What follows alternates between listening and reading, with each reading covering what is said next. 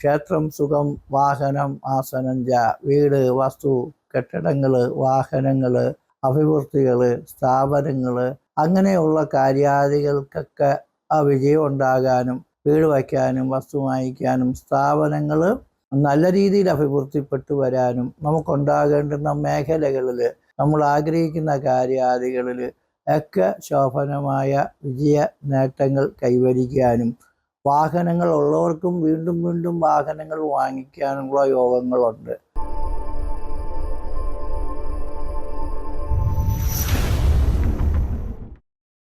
നമസ്കാരം. അസ്ട്രോളജിക്കൽ ലൈഫിലെ എല്ലാ ഗുരുജനങ്ങൾക്കും ബന്ധു മിത്രാദികൾക്കും 1000 നന്ദി നമസ്കാരം. ഞാൻ ഡോക്ടർ എം ഷിബു നാരായണൻ, വെമ്പായം. വേഴമാറ്റം വരാൻ പോവുകയാണ്. അശ്വതി നക്ഷത്രക്കാർക്ക് ഈ വേഴമാറ്റം കൊണ്ടുള്ള ഗുണങ്ങളെക്കുറിച്ചാണ് പറയാൻ പോകുന്നത്. പല വിഷമതകളും അനുഭവിച്ചു കൊണ്ടിരിക്കുന്ന കാരണമില്ലാത്ത കാര്യങ്ങളും തടസ്സങ്ങളും വിഷമങ്ങളും കൊണ്ട് ടെൻഷനടിച്ച് ജീവിക്കുന്നവർക്ക് എല്ലാ കാര്യങ്ങളും നേടി ജയിക്കാനുള്ള യോഗം ഉണ്ട്. വേഴം മാറുന്നത് ഈ 2026 6 മാസം 2 തീയതി മുതൽ 2027 6 മാസം 26 തീയതി വരെയാണ്.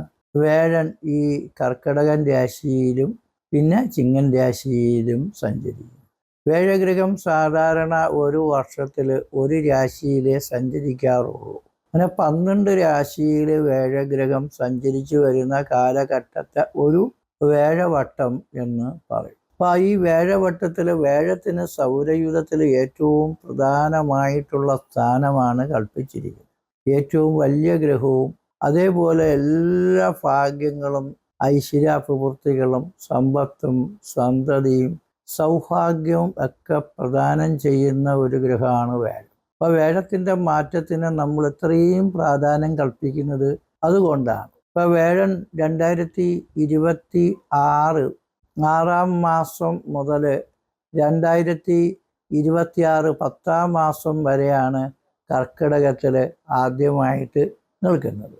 പിന്നെ 10 മാസം മുതൽ 2027 ജനുവരി മാസം അവസാനം വരെ ആ കർക്കിടകത്തിലെ വേഴൻ ചിങ്ങൻ രാശിയിലേക്ക് പ്രവേശിക്കുന്നുണ്ട്, അടുത്ത രാശി. അപ്പോൾ കർക്കിടകൻ രാശിയിൽ നിന്നും ചിങ്ങൻ രാശിയിലാണ് പ്രവേശിക്കുന്നത്. പിന്നെ 2027 6 മാസം വരെയാണ് കർക്കിടകൻ രാശിയിൽ നിൽക്കുന്നത്. 2027 6 മാസം 26 തീയതി വരെ കർക്കിടകൻ രാശി നിൽക്കും. പിന്നീട് വീണ്ടും ചിങ്ങൻ രാശിയിലേക്ക് മാറി വരും. അപ്പോൾ ഈ വേഴഗ്രഹം അശ്വതി നക്ഷത്രക്കാർക്ക് വളരെ ഗുണകരമാണ് എന്ന് അഭിപ്രായപ്പെടുന്ന കാര്യം വേഴത്തിൻ്റെ മാറ്റം 4ലും 5ലും ആണ്. 4ാമത്തെ ഭാവത്തിലും 5ാമത്തെ രാശിയിലുമാണ് വേഴഗ്രഹം സഞ്ചരിക്കുന്നത്. അപ്പോൾ യോയോ ഭാവേ സൗമ്യ ദൃഷ്ടേ യുധേർവാ സൗമ്യർവാസ്യാൽ തസ്യാഭിവൃത്തി പാവൈരേവം തസ്യ ഭാവസ്യ ഹാനി നിർദ്ദിഷ്ടവ്യ ലഗ്നത ചന്ദ്രതോ വാ എന്നാണ്. അപ്പോൾ ഏത് ഭാവത്തിലേക്കാണ് വേഴനും ശുക്രനും ഒക്കെ സഞ്ചരിക്കുന്നത്, ശുഭഗ്രഹങ്ങൾ സഞ്ചരിക്കുന്നത്, അല്ലെങ്കിൽ ഒരു പാവഗ്രഹമാണെങ്കിൽ പാവഗ്രഹം സഞ്ചരിക്കുന്നത്, അത് പാവൻ്റെ രാശി അല്ലെങ്കിൽ അവരുടെ സ്വക്ഷേത്രം ഉച്ചം മൂലക്ഷേത്രം മുതലായ രാശികളിലാണെങ്കിൽ അത് നമുക്ക് വളരെ ഐശ്വര്യത്തെ പ്രദാനം ചെയ്യും. ഇപ്പോൾ വേഴഗ്രഹം 4ൽ വരുമ്പം 4ാം ഇടം എന്ന് പറയുന്നത് ക്ഷേത്രം സുഖം വാഹനം ആസനം വീട് വസ്തു കെട്ടിടങ്ങൾ വാഹനങ്ങൾ അഭിവൃദ്ധികൾ സ്ഥാപനങ്ങൾ അങ്ങനെയുള്ള കാര്യാദികൾക്കൊക്കെ ആ വിജയം ഉണ്ടാകാനും വീട് വയ്ക്കാനും വസ്തു വാങ്ങിക്കാനും സ്ഥാപനങ്ങൾ നല്ല രീതിയിൽ അഭിവൃദ്ധിപ്പെട്ടു വരാനും നമുക്കുണ്ടാകേണ്ടുന്ന മേഖലകളിൽ നമ്മൾ ആഗ്രഹിക്കുന്ന കാര്യാദികളിൽ ഒക്കെ ശോഭനമായ വിജയ നേട്ടങ്ങൾ കൈവരിക്കാനും വാഹനങ്ങൾ ഉള്ളവർക്കും വീണ്ടും വീണ്ടും വാഹനങ്ങൾ വാങ്ങിക്കാനുള്ള യോഗങ്ങളുണ്ട്. അല്ലെങ്കിൽ ഒരു പഴയ വാഹനം കൊടുത്തിട്ട് ഒരു പുതിയ വാഹനം വാങ്ങിക്കാനുള്ള യോഗമുണ്ട്. വാഹനം വിൽക്കാതെ തന്നെ വാഹനത്തിൻ്റെ പേര് അഡീഷണൽ ലോണുകളൊക്കെ തരാമെന്ന് പറഞ്ഞ് അങ്ങനെ വാഹനം ഓടിച്ച് പൈസ ഉണ്ടാക്കിയില്ലെങ്കിലും അതിൻ്റെ അവകാശിയായി ഇരിക്കുന്നവർക്ക് തന്നെ പൈസയ്ക്ക് ഇത്തിരി ആവശ്യമുണ്ടെങ്കിൽ വണ്ടി വച്ച് തന്നെ വീണ്ടും ലോണുകളും കാര്യങ്ങളും കിട്ടാനുള്ള സാധ്യതകളൊക്കെ ഉണ്ട്. അങ്ങനെ വീടും വസ്തുവും കെട്ടിടവും വാഹനവും അപൂർത്തിയും ക്ഷേത്രങ്കോ ശയന ആസനാനി സുഖം ഇത്യേഷാം ഹി ലാഭോ ഭവേലാണ്. അമ്പലം വയ്ക്കാനും വീട് വയ്ക്കാനും മാത്രമല്ല ഗോക്കൾ എന്ന് പറയുന്നത് ഡയറി ഫാം, പൗൾട്രി ഫാം ഒക്കെ നടത്തുന്നവർക്ക് ഈ കൃഷി നാൽക്കാലി വ്യാപാര പ്രവർത്തന രംഗങ്ങളിലൊക്കെ ശോഭനമായ സ്ഥിതി ഉണ്ടാകും. പഴയ കാലത്ത് ഒരു പശുവിനെയൊക്കെ വാങ്ങിക്കണമെന്ന് വെച്ചാൽ പശു കാമധേനുവാണ്. ഒരു വീട്ടിൻ്റെ കംപ്ലീറ്റ് ചെലവുകളും ആ പശുവിൻ്റെ വരുമാനത്തിൽ നിന്ന് നടത്തിപ്പോരുന്ന കർഷകന്മാർ ധാരാളം നമ്മളെ നാട്ടിൽ ഉണ്ടായിരുന്നു. അപ്പോൾ ഇന്നും അതൊക്കെ തന്നെ കൃഷി നാൽക്കാലി ലാഭങ്ങളൊക്കെ നമുക്ക് കിട്ടാനുള്ള യോഗം. ശയനാസനാന് സുഖം, ശയിക്കാനുള്ള സ്ഥലവും എന്ന് പറയുന്നത് കട്ടിൽ, ഗൃഹ ഉപകരണങ്ങൾ ഇതൊക്കെ വാങ്ങിക്കണം. മാത്രമല്ല കിടക്കാടം എന്നും കൂടി ശയിക്കുന്നതിന് സ്ഥാനത്തിന് പറയും. ഒരു വീടും വസ്തു ഇല്ലാത്ത ഒരാളിന് വീടും വസ്തുവും വാങ്ങിക്കാൻ നിവർത്തിയില്ലാത്ത ഒരു പാവപ്പെട്ടവന് സർക്കാരിൽ നിന്നും പഞ്ചായത്തിൽ നിന്നും അതേപോലെ സാമൂഹിക സ്നേഹികളിൽ നിന്നും സമൂഹത്തിൽ നിന്നുമൊക്കെ പലവിധ അനുകൂലങ്ങളും സഹായങ്ങളും നേട്ടങ്ങളും നമുക്ക് കിട്ടും. വാഹനങ്ങൾ മാത്രമല്ല, നമുക്ക് വീട് വാങ്ങിക്കണം, വസ്തു വാങ്ങിക്കണം എന്നൊക്കെ ആഗ്രഹിച്ച് പ്രവർത്തിക്കുന്നവർക്ക് വീടും വസ്തുവൊക്കെ ഉണ്ടാകാനൊക്കെ ഉള്ള യോഗങ്ങളൊക്കെ ഉണ്ട്. ആ വേഴഗ്രഹം ഉച്ചത്തിലാണ് വരുന്നത്. വേഴത്തിൻ്റെ ഉച്ചരാശിയാണ് ഈ കർക്കിടകം എന്ന് പറയുന്നത്. ഓരോ ഗ്രഹത്തിന് ഉച്ചം, മൂലക്ഷേത്രം, സ്വക്ഷേത്രം, ബന്ധുക്ഷേത്രം, ശത്രുക്ഷേത്രം, നീചക്ഷേത്രം, ഇങ്ങനെ ഓരോ രീതിയുണ്ട്. അപ്പോൾ ഉച്ചം എന്ന് വെച്ചാൽ ഈ ഉച്ചത്തിൽ നിൽക്കുന്ന ഗ്രഹത്തിന് രാജാവാകുന്ന പ്രായമാണെന്നാണ്. ബാല്യസ്യ കൗമാരോ യുവഭൂമിജോ വൃഥാമൃത ഇതി സ്ഥാനവേദാഹ ക്രമശോ ദശാഹ. ബാല്യം, കൗമാര, യൗവനം രാജാവാകുന്ന പ്രായമാണ്. വക്രഗത്യ മഹീപതി അങ്ങനെ വളരെ വക്രത്തിലും ഉച്ചത്തിലും ഒക്കെ നിൽക്കുന്ന ഗ്രഹത്തിന് വളരെ ഐശ്വര്യം ഉണ്ടാവും. ഉച്ചം എന്ന് വെച്ചാൽ ഏറ്റവും ടോപ്പ് എന്നാണ് വാക്കിൻ്റെ അർത്ഥം. സ്കൂളിൽ പോയിട്ടുള്ളവർക്ക് അറിയാം ഉച്ചം എന്നുള്ള വാക്കിൻ്റെ മലയാളീകരിച്ച പദം. ആരാ കുട്ടികളെ ഉച്ചത്തിൽ സംസാരിച്ചതെന്ന് ടീച്ചർമാർ പറയും. അപ്പോൾ അറിയാൻ പറ്റും ഇത് ഉച്ചം എന്ന് പറയുന്നത് ഏറ്റവും ഉയർന്നതാണ്. സാധാരണക്കാരന് പെട്ടെന്ന് പിടികിട്ടൂല. അത് ഉച്ച ന്യായാലയം എന്ന് സംസ്കൃതത്തിലും ഹിന്ദിയിലും ഒക്കെ പറഞ്ഞ ഉച്ച ന്യായത്തിൻ്റെ ആലയമാണ്. ഉച്ച ഏറ്റവും ഉയർന്നതാണ്. അപ്പോൾ ശുംഖസ്ഥിതേ തനുപദോ സദനസ്സ വീരാൻ ജേതാൻ ദിഷാം കലുഭവയിൽ പ്രഥമാന തേജോ എന്നാണ്. അപ്പോൾ ശുംഖ രാശി സ്ഥിരമായിരിക്കുന്ന ഒരു സധനം നിറയെ സാമ്പത്തിക നേട്ടങ്ങൾ കിട്ടും. സവീരം, നമുക്ക് വീരത്വം കിട്ടും എന്ന് പറയുമ്പോൾ ഒരു കായിക പ്രവർത്തകനാണെങ്കിൽ അയാൾക്ക് മത്സരങ്ങളിലും പരീക്ഷകളിലും വിജയം കിട്ടും. ഒരു സേനാ നായകനാണെങ്കിൽ അയാളെ സേനയിലും അയാളെ പ്രവർത്തന രംഗങ്ങളിലും യുദ്ധ തന്ത്രങ്ങളിലും കൗശലങ്ങളിലൊക്കെ വിജയിച്ച് നേടാൻ പറ്റും. അതേപോലെ ഒരു ബിസിനസ്സുകാരനാണെങ്കിൽ അങ്ങേരും യുദ്ധമല്ല ചെയ്യണമെങ്കിലും ജോലിയിലിരുന്ന് കഠിനമായി പ്രവർത്തിച്ച് അയാൾക്ക് നല്ല അവാർഡുകൾ, അംഗീകാരങ്ങളൊക്കെ കിട്ടും. സാധാരണക്കാരന് നല്ല പ്രൊമോഷൻ, സാലറി, പ്രോഫിറ്റ്, കമ്മീഷൻ, അതേപോലുള്ള സ്ഥാനമാന, അധികാര, അംഗീകാരങ്ങൾ ഒക്കെ കിട്ടും. മത്സരങ്ങളിലും പരീക്ഷകളിലുമൊക്കെ വിജയവും നേട്ടവും ഉന്നത നേട്ടങ്ങളും കിട്ടും. സദാനം സവീരം ജേതാം ദിഷാം കലുഭവിൽ. ജേതാവാകുക എന്ന് പറയുന്നത് അവനവന് തക്കതായ കഴിവുള്ള താല്പര്യമുള്ള പ്രവർത്തനങ്ങളിൽ അഭിവൃദ്ധി, ഐശ്വര്യവും വിജയ നേട്ടങ്ങളും കൈവരിക്കും. ജേതാവ് എന്ന് വെച്ചാൽ ഒരു മത്സരത്തിനും പരീക്ഷയ്ക്കൊക്കെ ജയിച്ച ആളിനെയാണ് നമ്മൾ ജേതാവ് എന്ന് പറയുന്നത്. എല്ലാവർക്കും ഇപ്പോൾ മത്സരത്തിനും പരീക്ഷയ്ക്കൊന്നും പോകാൻ പറ്റൂല. അവരൊരു ചെറിയ കച്ചവടം നടത്തി അതിൽ നല്ല വിജയിച്ച് നേടി, അതും ജേതാവ് തന്നെയാണ്. എന്തെങ്കിലുമൊക്കെ ചെറിയ ചെറിയ കാര്യങ്ങൾ ചെയ്താലും ഉയർച്ചയും വളർച്ചയൊക്കെ കിട്ടുന്ന അവസരമാണ്. ചെറിയ പ്രയത്നം കൊണ്ട് വലിയ നേട്ടങ്ങൾ കിട്ടാൻ യോഗമുള്ള സമയമാണ്.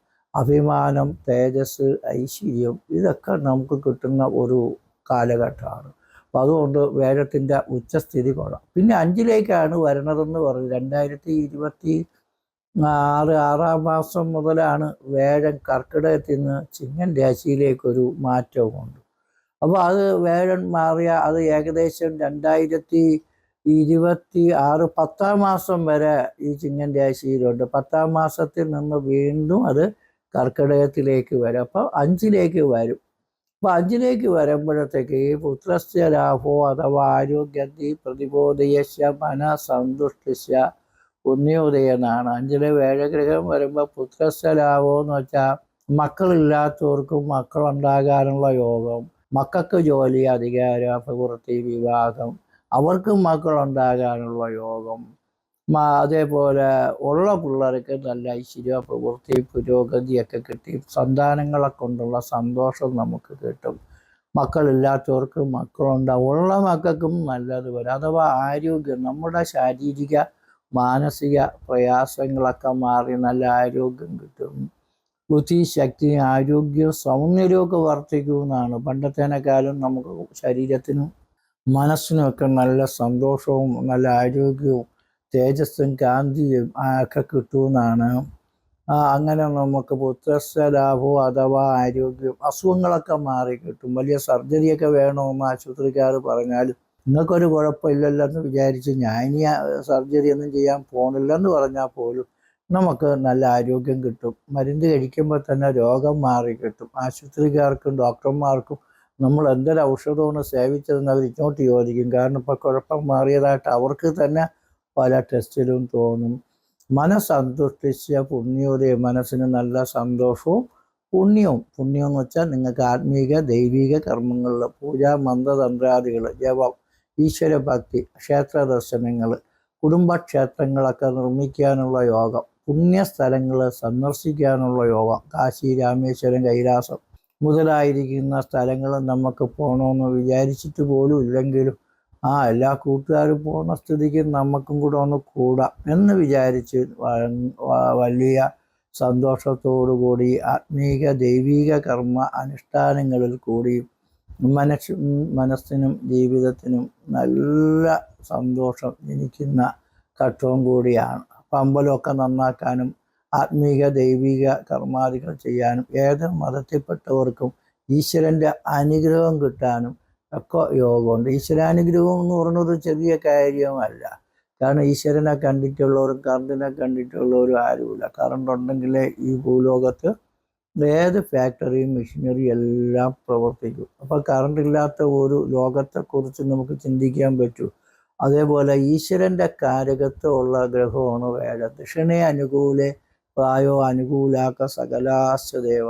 ഈശ്വരൻ എന്ന് പറയുന്ന ദേവതകളുടെ എല്ലാ ദൈവങ്ങളും തന്നെയാണ്. ഈശ്വരൻ്റെ അനുഗ്രഹം നമുക്ക് കിട്ടിയ പ്രായോ അനുകൂലാക്ക സകലാശ്ച ദേവ, എല്ലാ ദേവന്മാരുടെ അനുകൂലവും അനുഗ്രഹവും നമുക്ക് കിട്ടും. സത്പ്രതികൂലക സതിജ്ഞ അനുകൂലക. വേഴൻ എന്ന് പറയുന്ന ഗ്രഹം ഏത് ജാതകത്തിലാണോ അല്ലെങ്കിൽ ജീവിതത്തിലാണോ പിഴച്ചു നിൽക്കുന്നത് അപ്പോൾ നമുക്ക് അനുകൂലമില്ലാത്ത കുഴപ്പങ്ങൾ ഉണ്ടാകും. അപ്പോൾ ഈ വേഴത്തിൻ്റെ മാറ്റം നമുക്ക് വളരെ അനുകൂലവും വളരെ വിജയകരവും ഒക്കെയാണ്.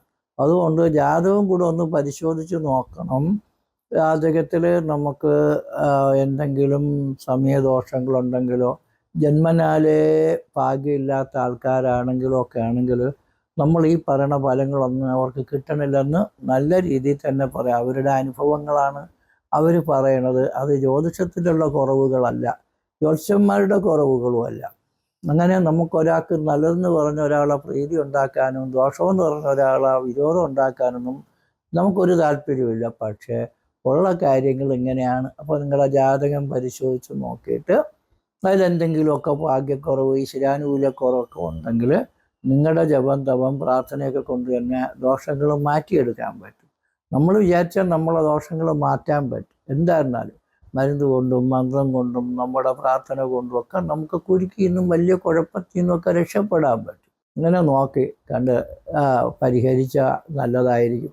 ജാതകം പരിശോധിക്കും. ജനനത്തീയതി, ജനിച്ച സമയം, ജനിച്ച ജില്ല, പേര്, നക്ഷത്രം, ഫീസ് ഇതൊക്കെ അയക്കേണ്ടതുണ്ട്. എല്ലാവർക്കും നല്ലത് വരുന്നതിനുള്ള യോഗം ഈ അശ്വതി നക്ഷത്രക്കാരുണ്ട്.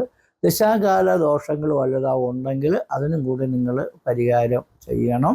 ദോഷങ്ങൾ മാറാൻ വേണ്ടി പ്രാർത്ഥിക്കണം. പിന്നെ കാലഭൈരവ സ്വാമി ക്ഷേത്രത്തിലെ ദർശനം, വഴിപാട്, പൂജ ഇതൊക്കെ ചെയ്താൽ നല്ലതാണ്.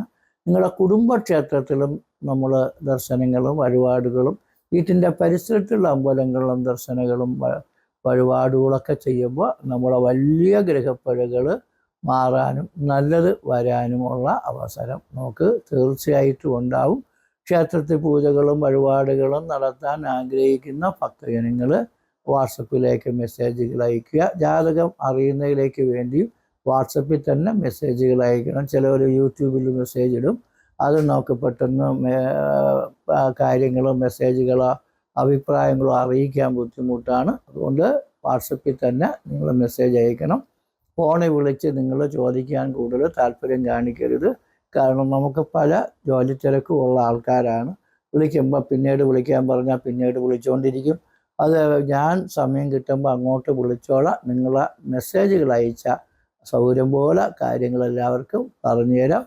എല്ലാവർക്കും ഈ വേഴമാറ്റം നല്ലത് വരും എന്ന് തന്നെയാണ് ഉറപ്പിച്ചുകൊണ്ട് പറയുന്നു. എല്ലാവർക്കും നല്ലത് വരട്ടെ എന്ന് ഞങ്ങളുടെ പരദേവതയായ കാലഭൈരവ സ്വാമിയോട് പത്മനാഭസ്വാമിയോടും ഒക്കെ പ്രാർത്ഥിച്ചുകൊണ്ട് നിർത്തുന്നു. നന്ദി, നമസ്കാരം.